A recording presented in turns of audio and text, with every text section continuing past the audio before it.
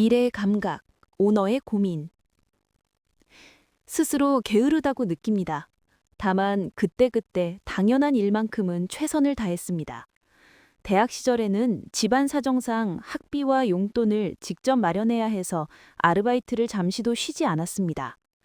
그렇게 프리랜서 디자이너로 일한 경험을 바탕으로 1999년 인터넷 서비스 기업인 프리첼에 석사평특크로 입사했습니다.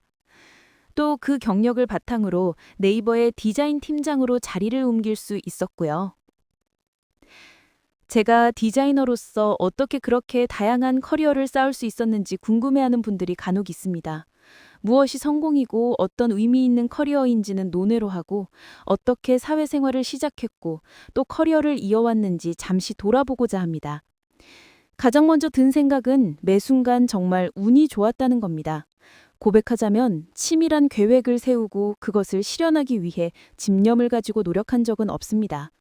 예전이나 지금이나 늘 꿈을 향한 의지가 부족하며 그때나 지금이나 인터넷이나 모바일 세상보다는 아날로그 세상에 관심이 많습니다.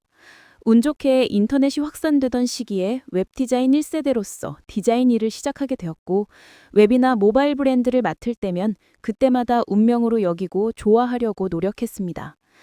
저는 나름대로 일에 꼼수를 쓰지 않고 하루하루 최선을 다하는 성실한 직장인이었습니다. 하지만 일이 돌아가는 게 제 상식에 맞지 않다는 확신이 들면 모든 방법을 동원해 주변을 설득해 기존 방식을 바꾸려고 했습니다. 그래서 제게 직장 생활은 늘 좌충우돌 부딪혔던 시간으로 기억됩니다. 돌이켜 생각해보면 디자이너가 서비스 기획을 하겠다, 마케팅을 하겠다, 건물을 짓겠다고 하는 것이 각 분야에 계신 분들 입장에서는 불편했을 것 같습니다. 디자이너가 디자인이나 잘할 것이지 라는 냉소적인 피드백을 자주 들었고 그게 일하는 저를 따라다닌 꼬리표였습니다. 당시의 디자인 직군은 일을 주도적으로 만들어가는 직군이 아니었습니다. 인하우스 디자이너라면 사업부서나 마케팅 부서가 디자인 전문 회사라면 디자이너라면 클라이언트가 사업 전략, 마케팅 계획 등을 토대로 필요한 디자인을 요청하게 됩니다. 이처럼 디자이너는 누군가 미리 설정해 놓은 방향성을 바치랍니다. 클라이언트의 기대치에 도달하는 디자인을 약속한 시간에 맞춰 납품하는 사람, 그게 좋은 디자이너였습니다. 내가 일을 주도하기보다 누군가 주도하는 일에 힘을 보태는 역할이었기에 클라이언트가 없으면 일이 시작되지도 마무리되지도 않았습니다. 요즘은 디자이너들이 주도적으로 일할 수 있는 환경이 더 많이 만들어진 것 같아 새롭습니다. 그런 디자이너에게도 남일 아닌 내 일처럼 일할 수 있는 방법이 있습니다. 좀 기현실적으로 들릴지 모르겠지만 클라이언트의 일을 내 일이라고 생각하고 몰입하는 겁니다. 물론 디자이너에게만 통하는 방법은 아닙니다. 모든 직장인이 이렇게 일한다면 내 상사, 상대 부서장, 회사의 대표를 쉽게 설득할 수 있습니다. 한마디로 진정한 오너십을 가지는 건데 월급쟁이 직장인 입장에서는 오너십커녕 내 회사도 아닌데 라는 생각이 드는 건 당연합니다. 하지만 저는 그렇게 일하면 재미가 없을 뿐더러 결국 어차피 가야 하는 길을 돌아가게 된다고 생각합니다. 회사가 나를 월급만큼 일하는 직원으로 생각하게 되는 것은 물론 그저 주어진 일을 하고 허락받기를 기다리는 사람에 머물게 됩니다. 이게 과연 나에게 좋은 일일까요? 모든 일에는 오너가 있기 마련입니다. 오너란 어떤 일이 잘 되면 가장 큰 득을 보고 잘못되면 가장 큰 손해를 보는 사람을 일컫는데 사장이 오너이기도 아니기도 합니다. 만일 경영과 소유를 완전히 분리했더라도 오너가 경영자에게 권한과 보상을 분명히 위임하지 않았다면 어떤 직책으로 불리던 오너의 역할은 같습니다. 어떤 조직에서든 결국 오너의 생각이 어떤지 알아야 하는 것이죠. 늘 오너가 옳다는 이야기가 절대 아닙니다. 그냥 기업의 속성이 그렇다는 말입니다.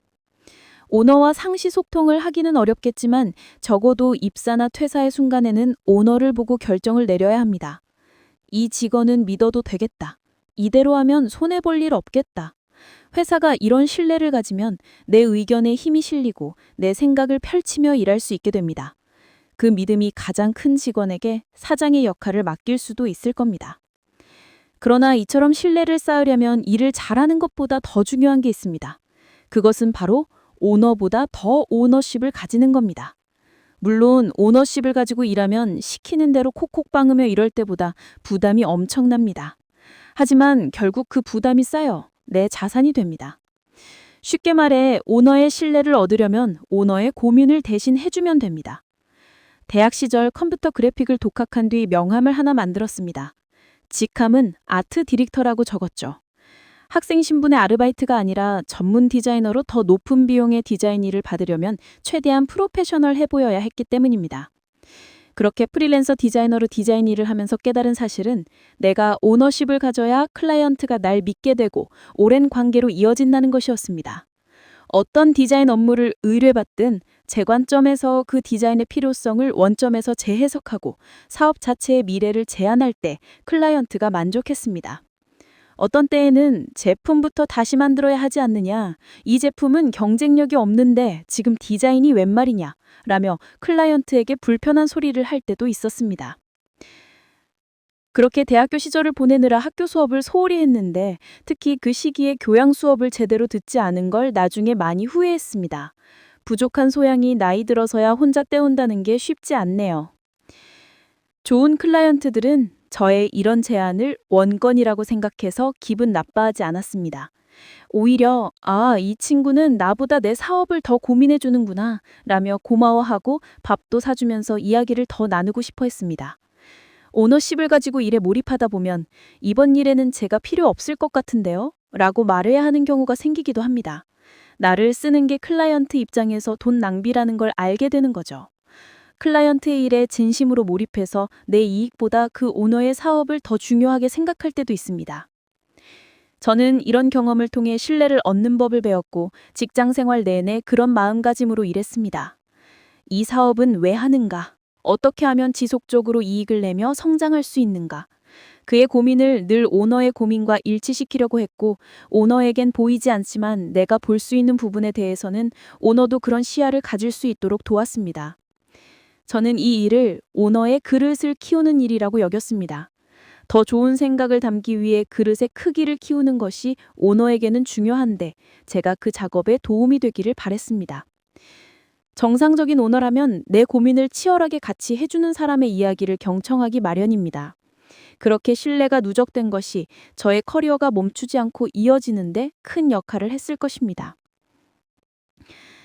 하지만 아무리 열심히 일해도 좌절은 찾아옵니다. 아무리 설득해도 통하지 않기도 하고 혹은 윗사람이 자기 아집에 빠져서 내 말을 들으려고조차 하지 않을 때도 있습니다.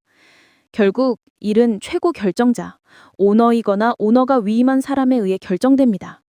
직원이 아무리 좋은 의견을 내도 회사가 그 의견을 받아들일 그릇이 안 되면 손쓸 방도가 없습니다.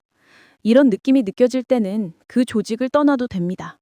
저도 이런 이유 때문에 회사를 그만둔 적이 있습니다. 아무리 직원들끼리 좋은 방법을 찾아내고 유능한 컨설턴트를 찾아 현명한 조언을 구해도 오너가 관심을 가지지 않아 노력은 허틀레니 잊는 점은 흔한 일입니다. 하지만 이런 일을 겪었다고 무기력에 빠지는 등 감정 소모를 할 필요는 없습니다. 이건 그저 세상 모든 일이 각자의 방식으로 공존한다는 방증이기 때문입니다.